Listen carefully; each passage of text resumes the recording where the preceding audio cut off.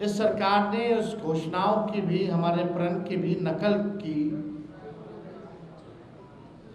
वो सबको पता है, किसी से छुपा हुआ नहीं है। माई बहन मान योजना के कार्ड में इन लोगों ने 10,000 रुपए बांटने का काम किया, एक रिश्वत के तौर पर बांटने का काम किया। उधार जो है इन्होंने दिया, बल्कि अमित शाह जी ने तो खुद ही कहा कि ये सीड मनी है, यानी उधार है। उधार मतलब ये 10,000 की भी वसूली लोग करेंगे। अब 10,000 में कौन सा व्यवसाय लोग शुरू कर सकते हैं, ये अमित शाह जी बता सकते हैं। लेकिन आज आप लोगों के बीच, जैसे हमने पहले एक ऐतिहासिक घोषणा की थी, वो घोषणा यानी जिन परिवारों के पास सरकारी नौकरियां नहीं हैं, उन परिवारों में एक सरकारी नौकरी हमारी सरकार बनने पर दी जाएगी। यानी 20 दिनों के अंदर हम लोग अधिनियम बनाएंगे, कानून बनाएंगे और 20 महीने में इस प्रक्रिया को जो है पूर्ण करेंगे। आज आप सब लोग यहाँ आए हैं, मुझे बड़ी खुशी हो रही है। ये एक ऐतिहासिक पल है, जो एक ऐतिहासिक घोषणा हम करने जा रहे हैं। ये हमारा प्रण है और जो कह रहे हैं वो ज़रूर ये होगा और कर करके हम लोग दिखाने का काम करेंगे। आप सब लोग जानते हैं जीविका दीदियाँ का जितना शोषण हुआ है इस सरकार में, शायद ही कहीं हुआ होगा। जितना इस्तेमाल इन लोगों को किया गया है, जितना अन्याय जीविका दीदियों के साथ किया गया है, और कहीं नहीं किया गया। तो आज हम लोग कई जिले हम लोग घूम कर के आए थे यात्रा में, और हर जगह जीविका दीदियों की समूह हमको मिलती थी, अपना मेमोरेंडम देती थी, और ये उनको उम्मीद थी कि तेजस्वी जब आएंगे तो आप ये ज़रूर आप कीजिएगा सरकार में आने के बाद।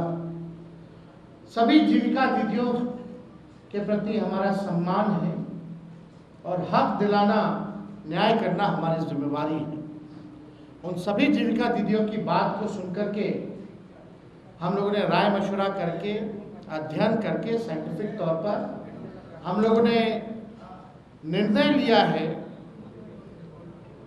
कि जितनी जीविका सीएम दीदियां हैं, यानी कम्युनिटी मोबिलाइजर्स हैं, उन सभी सीएम दीदियों को स्थायी कर उन्हें सरकारी कर्मचारी का दर्जा देकर उनके वेतन को 30,000 प्रति माह हम लोग करेंगे।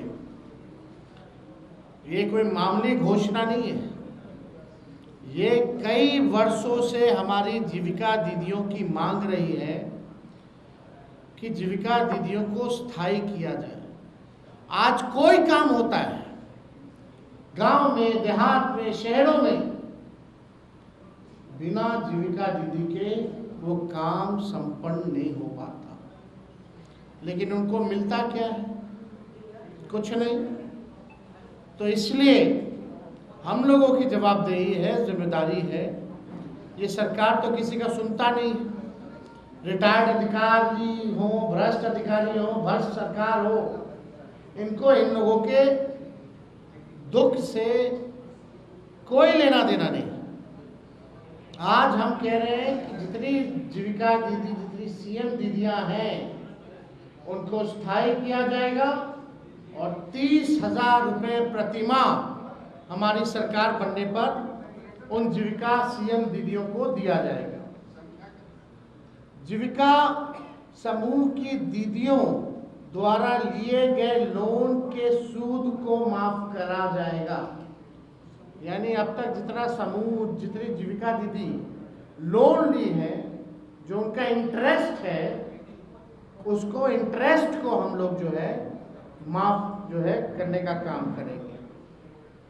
जीविका समूह की दीदियों को 2 वर्ष तक ब्याज मुक्त ऋण दिया जाएगा।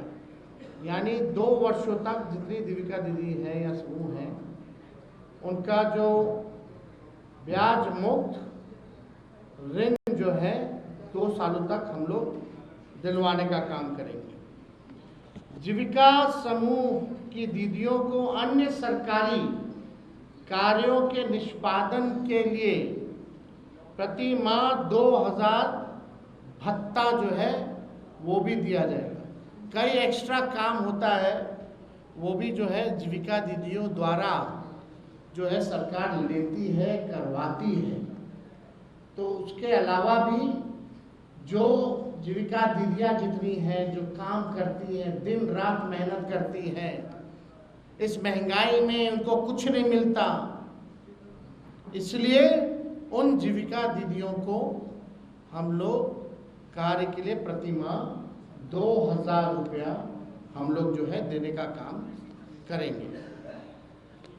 जीविका कैडरों का जितना कैडर है, जीविका दीदियों का कैडर है, 5 लाख रुपए तक का बीमा सरकार जो है कराने का काम करेगी।